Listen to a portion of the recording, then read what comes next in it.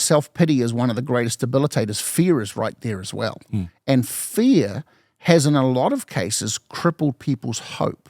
And that's that whole thing, without vision, people perish. And lack of hope and fear can really challenge people's ability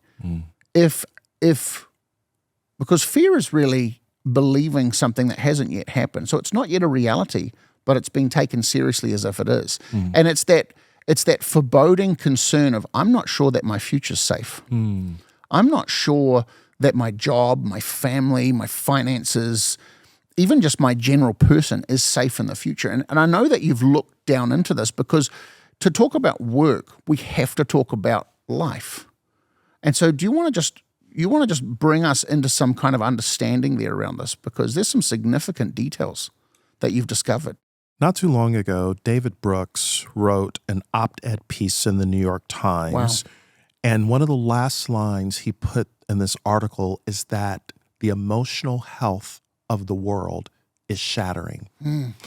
He based this on some research where they looked at all of the songs over a 50-year period, all of the songs. So 50 years ago, songs were very lighthearted. They were about love. But over the last few decades, when they look at the top pop songs, sadness, fear, at some level, hate. In another study, they went and looked at all of the news headlines over many decades.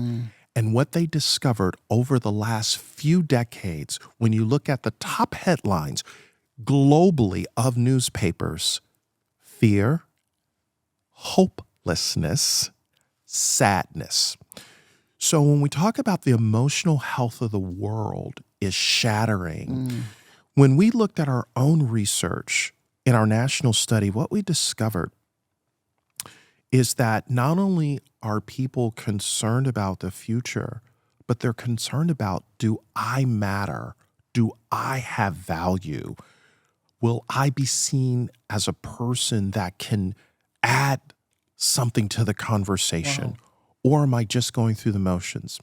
Another piece of research, loneliness is the new epidemic. Absolutely. So one of the questions we ask individuals is, hey, what are some of the qualities or things that you're dealing with when you experience workplace trauma or emotional trauma? Emotional trauma, which is triggered by an experience at work that causes you to move to stress, anxiety, sadness. And what we realize, 40% of working Americans say, I do not have a support system if I am triggered by workplace or emotional trauma. So they have no one to go to talk to about, here's what I'm struggling with. So what happens is people show up in social media. And social media becomes the de facto place that you go to say, oh my goodness, there's somebody just like me. And you know how the algorithms work. The moment you lean into someone just like you, it takes you down this rabbit hole that you don't want to go. And unfortunately, that is feeding you instead of lifting you up unless you snap out of it. Why is it that in some social media channels, we can't stop scrolling and we keep swiping and swiping and swiping?